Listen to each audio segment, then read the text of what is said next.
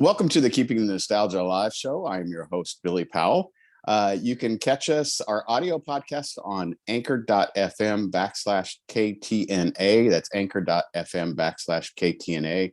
The KTNA stands for Keeping the Nostalgia Alive.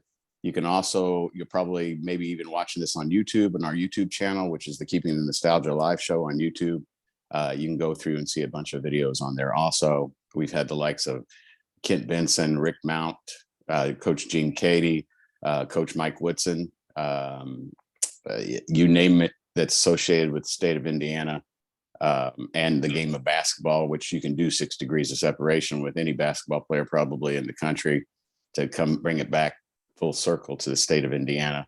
But as you can see with us is longtime Milan head coach Randy Combs, 1981 Vincennes Lincoln Alice's. Yes, I said Alice's, look that up. One of the stranger, weirder, and most unique mascots and team names.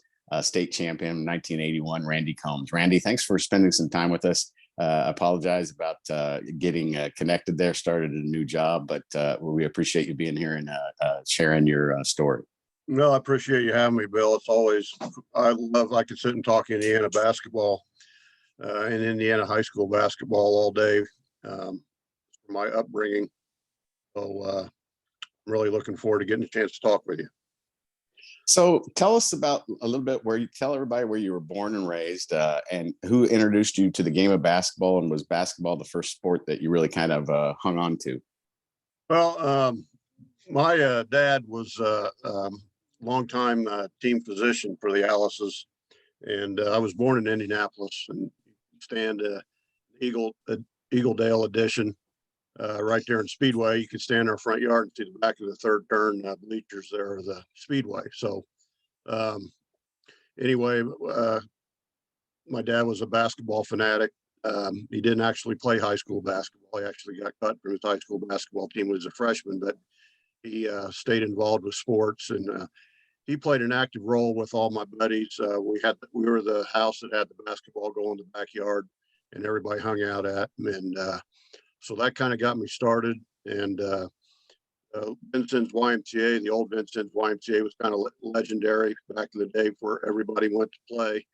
I always tell the story, and every time I run into Coach Sam Alford at an event, he always reminds me that my dad was Steve Alford's first basketball coach when he was coaching at South Knox in Monroe City before then, I believe. And Steve was only a first grader, and Sam and my dad snuck him into the third grade league to play with us.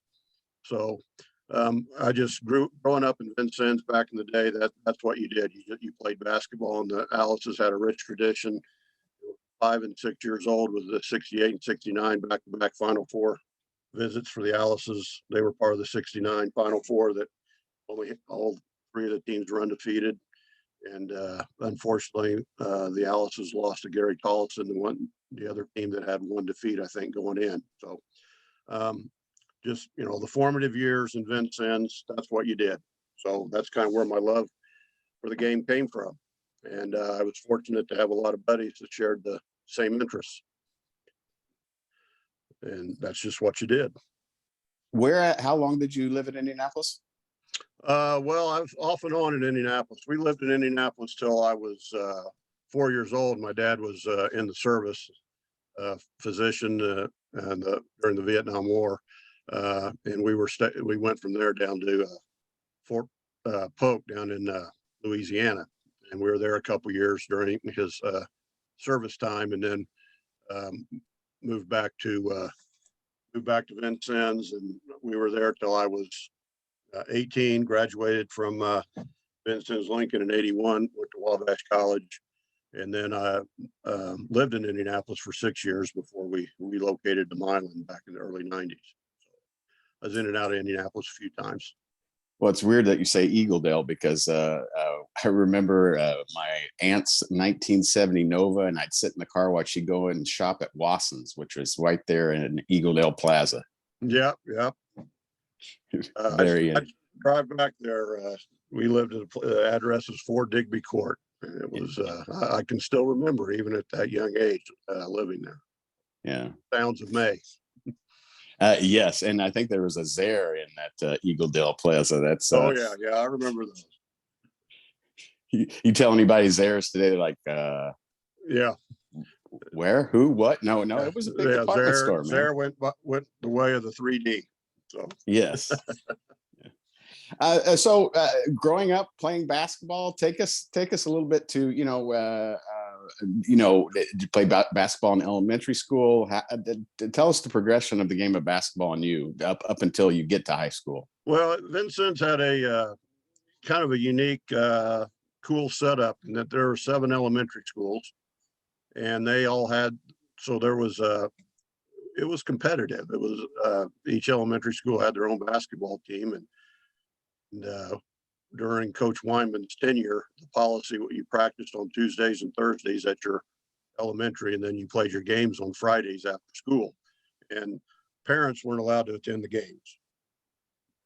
So you played a full league schedule against the other elementaries, and then on the weekends you would hang out at the YMCA on Saturdays, and or go to somebody's house to play. So that's just what we did, and then obviously the elementaries came together there at the junior high there in Vincennes. The unique thing about our junior high, you would think a school with the tradition that Vincennes has would have a heck of a junior high facility. Well, we played in the same gym that I think the 1923 team played in, with the balcony. You couldn't shoot from the corners, and we had a tile floor, and the floor was significantly smaller than a regulation floor. We didn't get to play in the Coliseum there in Vincennes. So that was, you would think that we would have had a different facility, but that was a unique experience, to say the least, playing your junior high basketball on the tile floor with the balcony. But we had a unique situation in our particular class there, the class of 81, where we probably had a group of anywhere from 25 to 30 guys that just loved to play basketball. We actually, one year, I think it was after our 8th grade year, we actually formed our own 3-on-3 league and played every day in the spring out at our house there in Vincennes, and turned into quite an ordeal. So it was a fun time. Coach Combs, can you tell us about the first time you met Gunner Wyman, and what was your thought process? Coach Wyman, if anybody that's seen a picture of Coach Wyman, you look at him and you're instantaneously, he kind of portrays the image of being intimidating. Just, he had that look about him, and so in Vincennes, you had the program had what they called the Saturday morning basketball clinics. So the elementary players, you could go to that. It's 9 o'clock in the morning every Saturday at the Coliseum, and Coach Wyman and the basketball staff, they would work on fundamentals. And so I can remember first going to that when I was in like the 2nd grade, and that was when I first actually met him. You did what Coach Wyman said, and there were no ifs, ands, or buts or questions. The way it was, and had that aura about him. But once you really got to know him, and he wasn't as intimidating. But I always tell the story. Courtney Whitty, who was a teammate of mine that Courtney played at Indiana and spent a lot of years working in the NBA. We all got together one summer, and we were probably in our mid-30s, and went down to see Coach when he was living down at Kentucky Lake, which is where he went after he left Vincennes and retired. And Courtney made the mistake of calling Coach Gunner. And Coach quickly said, "You will call me Coach Wyman." So that was the kind of the way he was. But if you were loyal to him, he was loyal right back, and that was the secret, I think, to our team's success. I think I always put Coach Coach Wyman and the Broadwell basketball coach who I played underneath, Coach Bill Smith, and kind of that same category. Just both, demanded respect and would do anything for you in the future and everything else. But I just, it just, geez. What about the first time, and what was the first game? Do you remember the first game you saw? And tell us about the aura of Adams Coliseum. Well, Adams Coliseum, I can remember, my dad told stories about going to the games, and everybody, you had festival seating. If you weren't lucky enough to be a chair seat season ticket holder. And he'd grab my arm and we'd run in to get a seat. And there were, I remember going, it was in the early 70s. I think they were playing Indianapolis, I think it was Shortridge. And I remember this was Vincennes' team that went to the semi-state that year and got Terre Haute North. But I remember Vincennes being behind by, 17 points in the second half. And one of the Vincennes players took an elbow.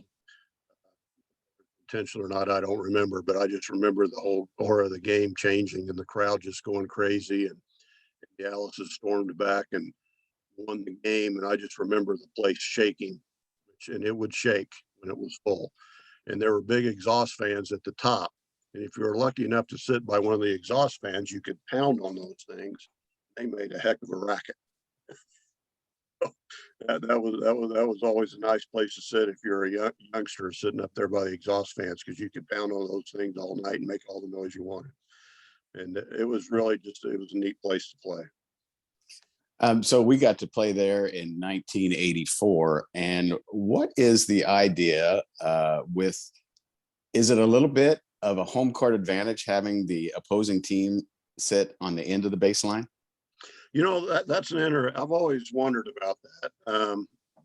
I coached in a few games where you had to sit at the end, and I never really liked it.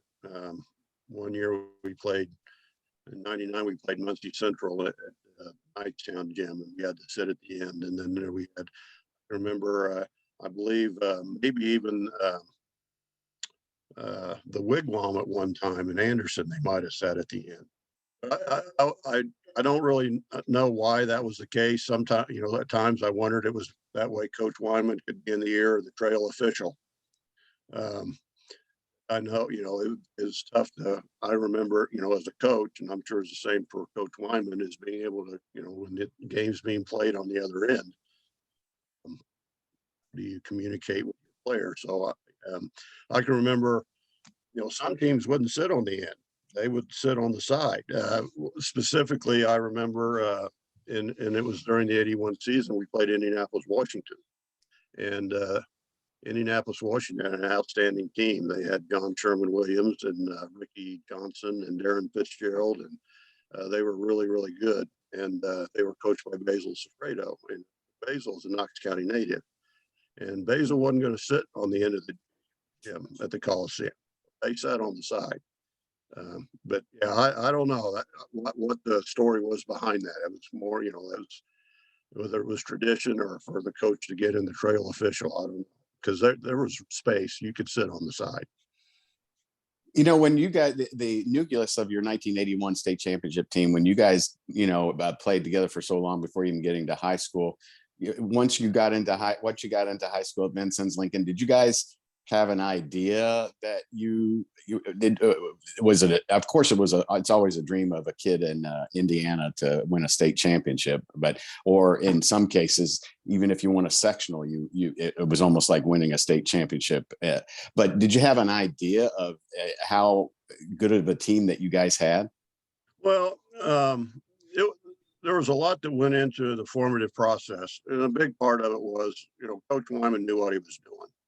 He'd been to the Final Four 3 times before, and it was a process that he'd kind of put in motion when we were our sophomore year, and where he moved, and he caught a lot of grief over it.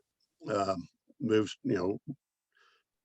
cut some kids from the program, and moved up a lot of us as sophomores, and Um, so, and then coupled to the fact that we had some parents going up through that exposed us. We went up when we were in junior high and played at Municipal Gardens, the Red Taylor teams, and we played those guys, and they actually came down, and Red brought his team down, and we played at Vilas Gym there at Vincennes University when we were in the 8th grade, and we actually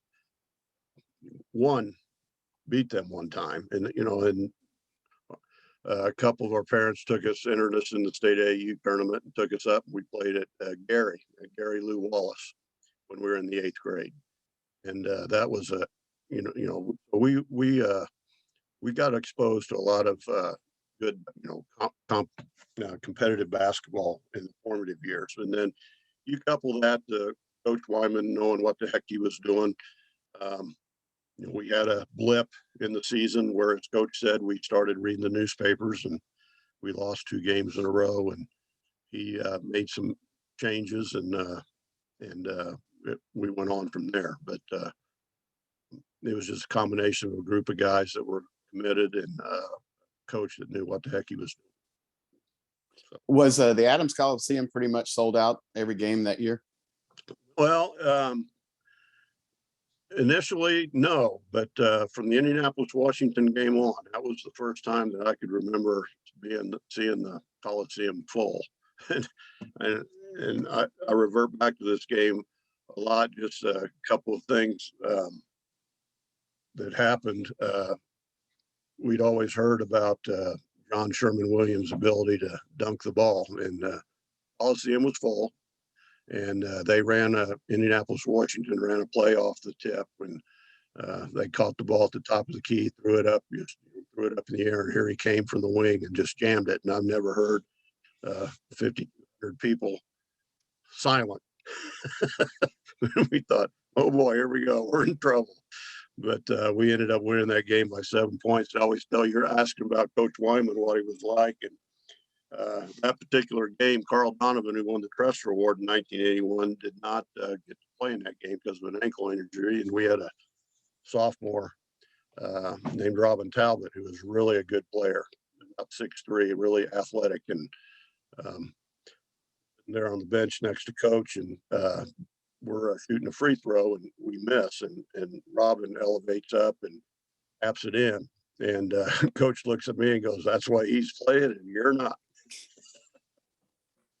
So that was, that's kind of, but from that point on, the Coliseum was pretty full the rest of that season. And after that, I mean, the tradition that Gene Miller, carried with the Alice's Coach retired, that area of the state, that small area right there, had a period of time there in the early 80s that was pretty amazing, because you had our team in 81, and then you had Ron Felling's Lawrenceville Indian teams right across the river in 82 and 83 that won 2 back-to-back state championships in Illinois.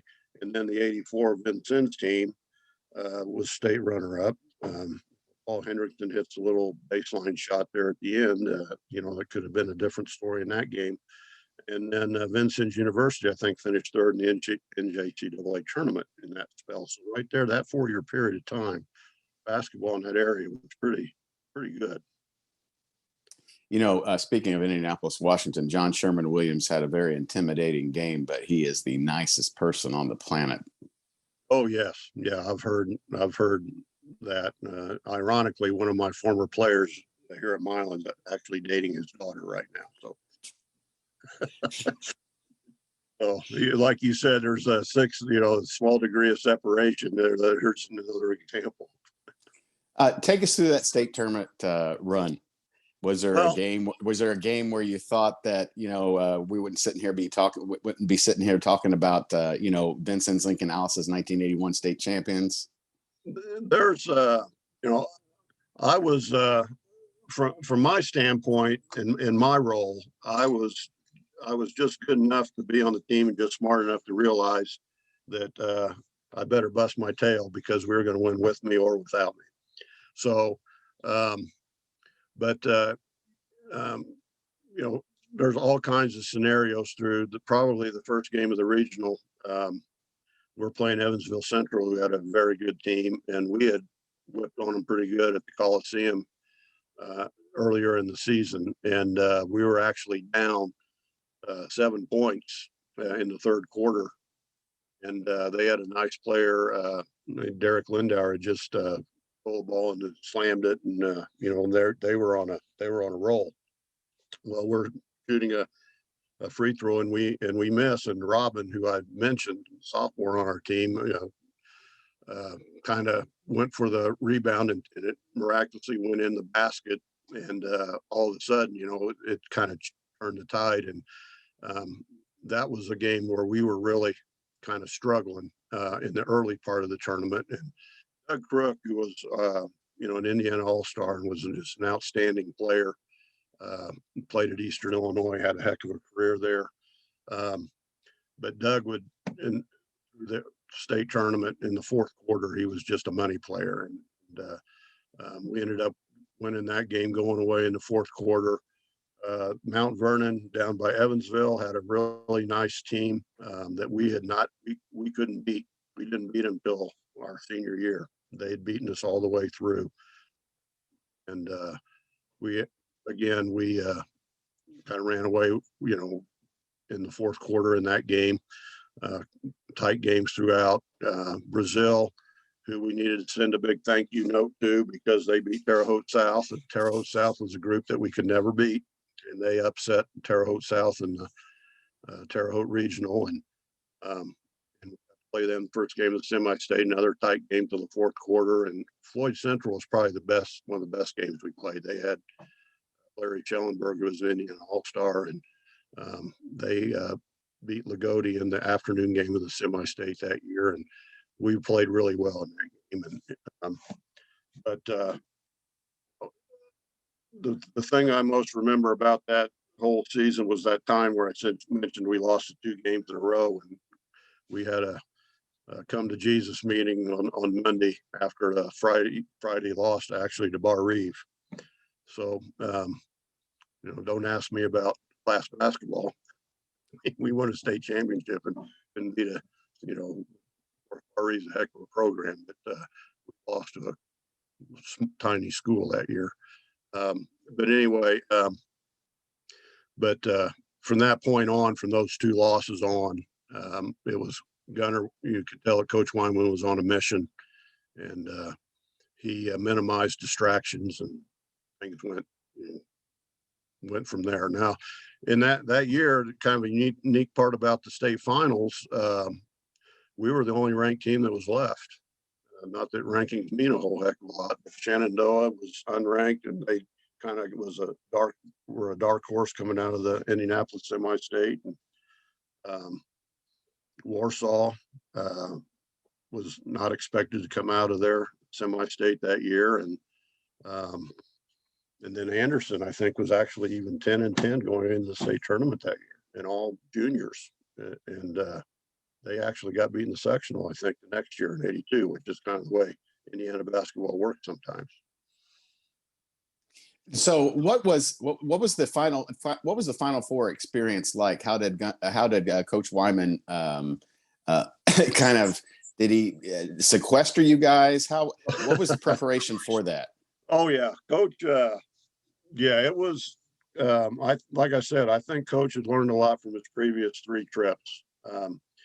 I think he had the school rent the whole 18th floor of the Hilton in downtown Indianapolis there by Market Square Arena, so that there wouldn't be anybody around us. And he kind of knew.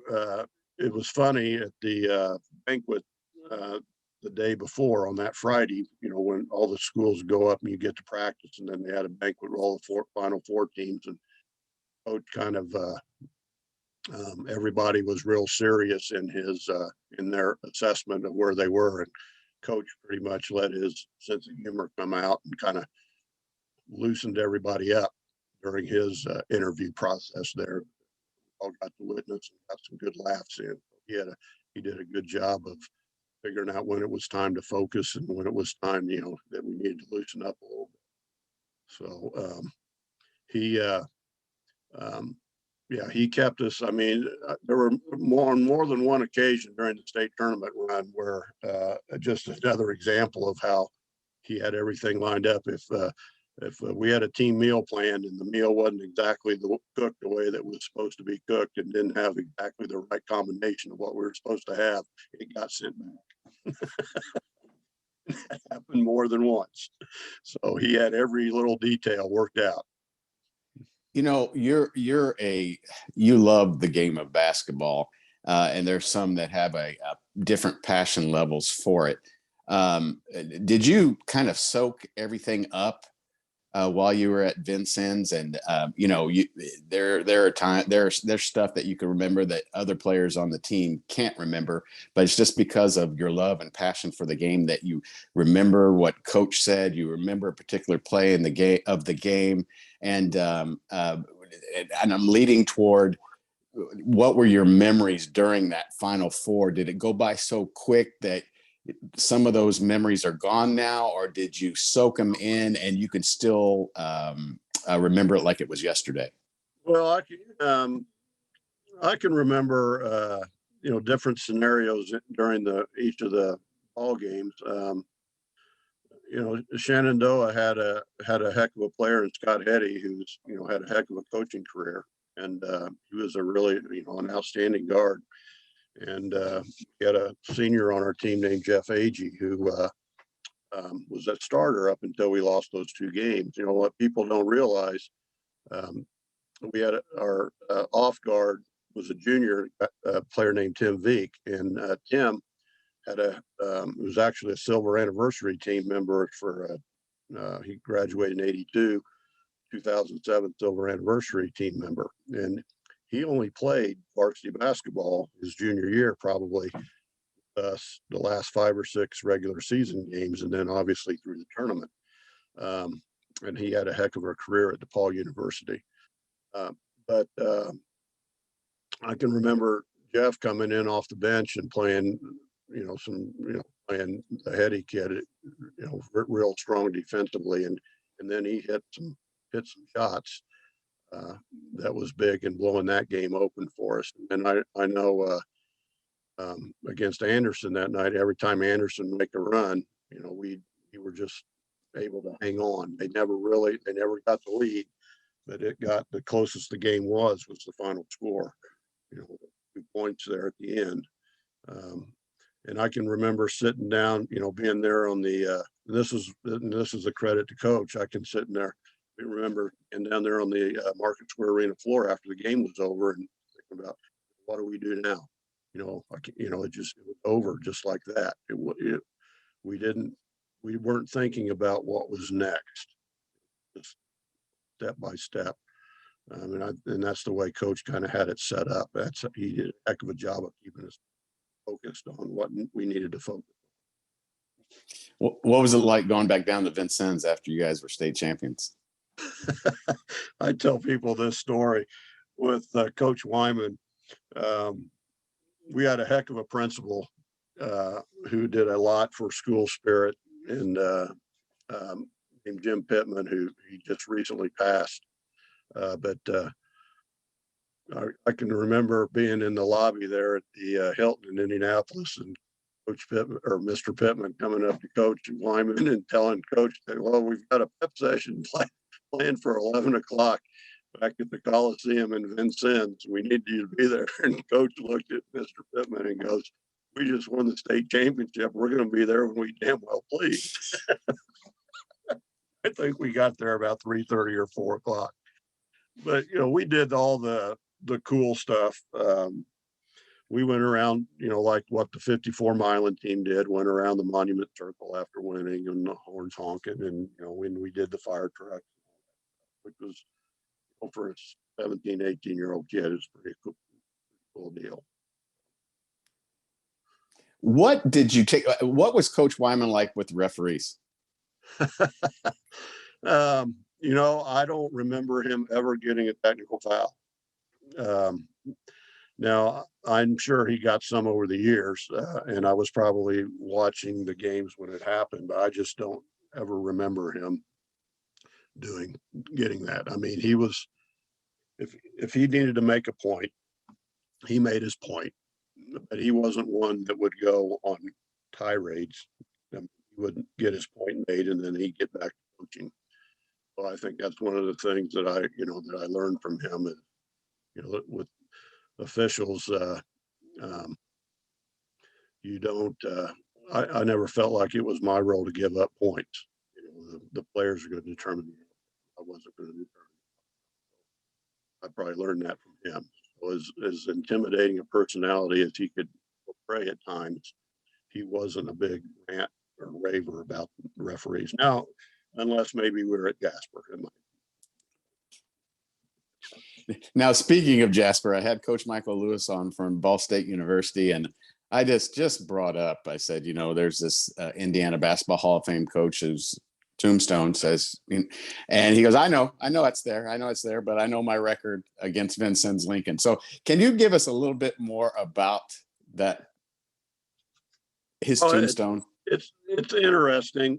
Coach was proud of that because he had it made long, obviously, before he passed, and he had it on display at his place there at Kentucky Lake. And I'm not sure exactly what the details of the story are. A few of his assistant coaches over the years could probably elaborate on it a little more, but I can remember going to watch Vincennes play Jasper in the early 70s, and it was in the old gym there at Jasper. And Vincennes had a really good team. I think it might even have been the year that we had a Sweet 16 team. And Jasper just beat the daylights out of Vincennes that night. And I think Coach had a little exception to the referee that evening. So I think at that point, Vincennes quit playing Jasper. Now I know Coach had intense rivalry with Jasper when he was coaching at Tell City as well. So there was some carryover. Well, they formed the Big 8 conference. The first year was the 79-80 season, and Vincennes and Jasper had to renew their rivalry. And this is another Coach Wyman story that's a pretty good one. We get to Jasper, playing at Jasper. This is our junior year, and Courtney Whitty, who was our center, had forgot his uniform. Nowadays, Coach would, you're not playing. So obviously you're not. Well, Courtney was going to play against Jasper. We were not going to lose to Jasper. So we had a manager on he was a JV player at the time. He was a manager our senior year, named John Lackey, wore the same number as Courtney. So Courtney wore John's JV uniform in the varsity game. And I think Courtney scored, he might have had 25 points and 20 rebounds, just had a heck of a. I can remember being in the locker room after the game and Coach getting the uniform back from Courtney and taking it over to John and giving it to John, saying, "Here, John, that's the last time this uniform is going to score 25 points and get 20 rebounds." So that was kind of a typical, coach. But and then the next year, Jasper had a really good. They were in the. They won their sectional that year. They had a player named Mike Ballinger who was in our class. That was an Indiana All-Star, and we had a guy on our team, Ron Straczynski, who was a really real good athlete and defender, and we're always lucky the other team best player Ron could match up with, and he took care of a lot of that defensively for us. But the coach did not sub much against Jasper, and I know our senior year, Doug Crooks scored 38 against him at the Coliseum, and we beat him pretty. I mean, it might have been over 30 points that night. Coach took advantage of his last two times getting to play Jasper, and he enjoyed that. I think he enjoyed that more than coaching the Indiana All-Star that team that year against Kentucky, which I know was really a big thing for being from Kentucky originally. So you've won the state championship. Did you always want to go to Wabash, or how was your college choice made? Well, it's interesting. My dad had attended Wabash for a year, and he basically because of financial reasons he had to leave. But he told me, he said if he could have stayed at Wabash all 4 years, he would have. And plus Wabash was a place where, I could still be involved and still had a chance to play basketball. And I also played football as well. So I played both sports my freshman year, and then I stayed in basketball a couple more years with for Mac Petty, which was a great experience. I got to sit on the sidelines and watch Wabash win the '82 national championship, and we had Pete Metzelaars, who was a man among boys at the Division III level and was a heck of a basketball player. He played in the NFL a long time as a tight end coming out of Wabash. So that was a neat experience. It was a chance, my dad's experience, and plus I could still stay involved with athletics. So that was the big draw, and it's a great experience. One of the best decisions I ever made was going to Wabash. When did the idea creep into your mind that, I love this game so much, I think I want to coach? Well, that was always kind of my brother and I we kind of screwed up the Combs, the family legacy. We had all the generations, our family were doctors. So we, of course, that's what I said I was going to do, but there was something about, I think I got my first biology test back at Wabash, and I thought, I don't think I'm going to be going to medical school. Anyway, but no, I just loved it. And it was obviously the influence of the coaches that I had going through at all the levels. And I thought, this is something that I know I'd really enjoy doing. I've been blessed playing for Coach Wyman. I had some outstanding assistant coaches there at Vincennes. Steve Brett was an assistant there. He's a Hall of Fame coach. We had Roger Benson was a great coach there as well. I worked for Ron Henricks, who helps at Wabash now at Southmont. When I was still in college, I actually coached the freshman team at Southmont when I was no longer playing basketball because I knew I wanted to coach. I got to coach with Cliff Hawkins, who's had a heck of a career, Larry Engel, who's had a heck of a career. I helped Gene Miller in his summer program at Vincennes when I knew I wanted to coach, and he's obviously one of the best coaches, that the state has ever had. And just being around those kinds of people growing up, I thought it was going to be a really neat thing to be able to do that. And couple the fact that I got a chance to coach at Milan, I can stand in my front yard and I can see the skyline of Pierceville. So it's kind of a neat thing to have been part of all that. What was that journey like getting the job at Milan? Well, it's interesting. My freshman coach at Vincennes was a guy named Kelly Simpson, and he had been the coach at Milan. He was assistant principal at Milan at the time.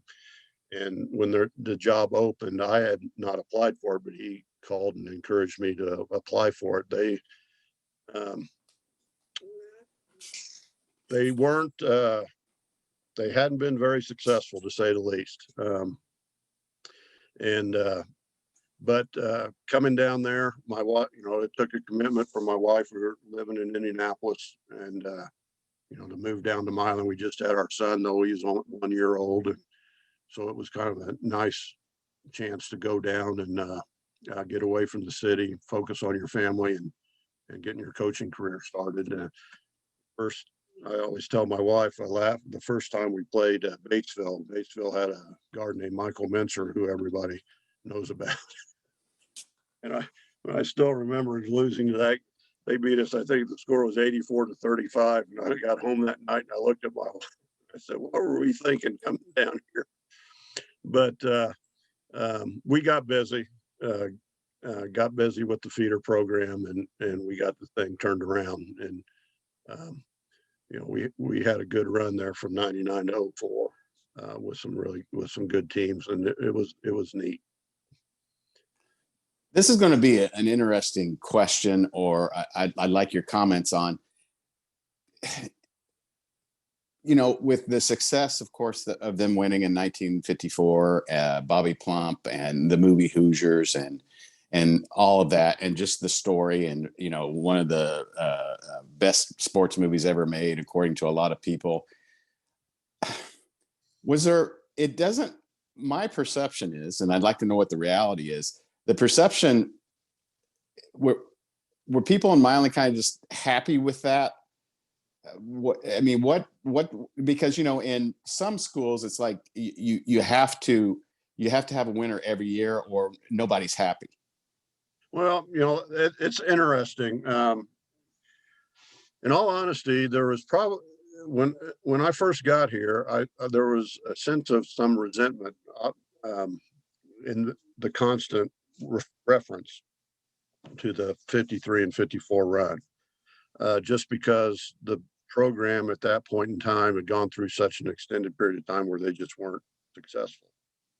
And you're starting to come into the anniversary times, the 25th anniversary, the 30th anniversary, so on and so forth. And it was like, well, now Milan's not, they're just not very good.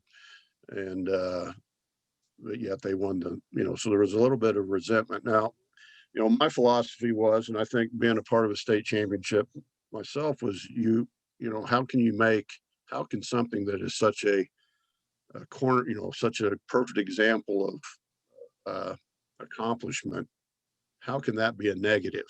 So you had to know it was there, but then you had to take what, the group that you were with and kind of, I just focused on the groups that I had, and then that part then was a positive to be exposed to it, be a part of it, opposed to something that you had to live up to. I think that there's kind of a trade-off there, living up to something and then having your own identity, so to speak.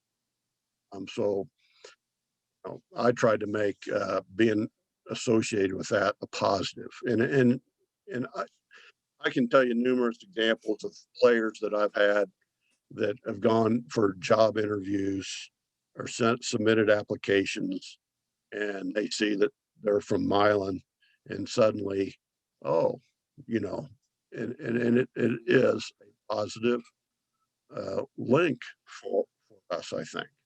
And I was never intimidated by that, that aura that came with it, just I think because of where I came from. So, where did your love for cars come from? And am I correct in that? good. Yeah. Well, Bill, when you grew up in Vincennes in the late 70s and 80s, early 80s, if you weren't a muscle car enthusiast, you were out of place. So, I mean, Friday and Saturday night in Vincennes was the 6th Street there was lined with, muscle cars from one end to the other, something out of one of those, American Graffiti movies. So yeah, that's kind of where it came from. My wife let me, for my 40th birthday, I actually she let me buy a Trans Am, and I've been working on it. It's kind of a nice hobby to have. So it's that's kind of where it grew. It's interesting. It's interesting that they say, every once in a while you should Google yourself. I don't Google myself, but of course, just for the heck of it, sometimes I'll Google who I'm going to have on my program. Sure. And I saw all these trends. I was like, is this the same guy? Yeah. Oh yeah. And I told I have a business where I work with restoration on a part on those, and I'm the only one in the world that does it.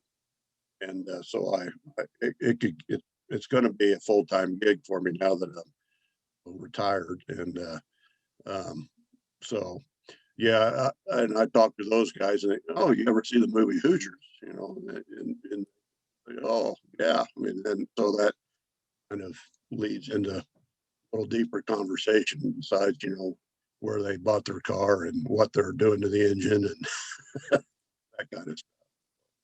Yeah, it's kind of a unique combination. 6 degrees of separation, man. Just like I said at the Exactly. beginning Oh, of the yeah. show. Yeah, I got to meet Burt Reynolds and got done a lot of cool stuff with it. So it's fun. That's very cool. Coach, what was it hard to hang up the tennis shoes when it was time to retire from coaching? Did you? Is it something you wanted to do? Could you have stayed a little bit longer? You wanted to get to fishing and you wanted to get to cars. Well, Bill, we kind of had a unique challenge this particular year. My greatest asset's been my wife and her support of my coaching, and got diagnosed with leukemia in July, and treatment was going really well, and it compromised her immune system, and she got COVID. And so we basically spent from January to the middle of May, Christ Hospital in Indianapolis. She fought the fight, and she's home now, and we're working on rehab. So that kind of sped up my retirement, so I could be home to take care of her. We have an autistic son all the time, so it was just a combination of those things that necessitated it. And we were having a rough year, but I tell you what, and I had a few rough years, and that's just the nature of small school coaching, I think, at some places. I was enjoying it. I had great kids, and it kind of got me out. I necessitated a little earlier retirement, and I envision now. With that being said, we've hired a ambitious new young coach here that I'm anxious to talk to and see how he goes about things, and I can see myself down the road helping him out with the younger kids, which I really, really like. So I enjoy that part of it. So I can see myself continuing in some capacity down the road in the program. So not going anywhere. We really like it here. Tell me your opinion on class basketball. I know you weren't earlier, but I want to know. I ask everybody this. Sure. Everybody's perspective on things is based on their own experience. And I'm going to, first question you have to ask, and I think the elephant in the room is it a better tournament? I don't think it is. Now, for somebody that's, that class basketball has suddenly created a successful tradition in their basketball program, well, their perspective, their feeling, answer that question might be different. There's still a lot of small schools out there that have not won a sectional, even my argument is centered in a couple areas. One, here at Milan, we were in a sectional in the single class system that was winnable. In a couple years when we did win sectionals, we did not win sectionals. I would argue that our small class A or class 2A sectional was more challenging than the single class sectional would have been. So my perspective from my experience based on that. Now, go back to growing up. I always tell this story. There's a few people here in Milan that are actually from over around Knox County. South Knox, used to be a big rival of Vincennes back during the single class days. And there were years when they had some nice teams. Back in the mid-'70s, South Knox won the sectional 2 years in a row. They were coached by Dave Luking, who played for Coach Wyman at Del City on his Final Four team. Coach Luking, I know, went on to coach at Austin, took Austin to the Sweet 16. Good coach. Well, they beat Vincennes, won the sectional 2 years in a row. South Knox fired him. So, yeah. So anyway, then, like I reiterated my experience, we lost to Bar Reeve during our state championship season. And now Bar Reeve, obviously, an outstanding small school program. is to this day. They were then.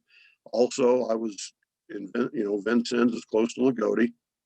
Look at the success Lagodi has had.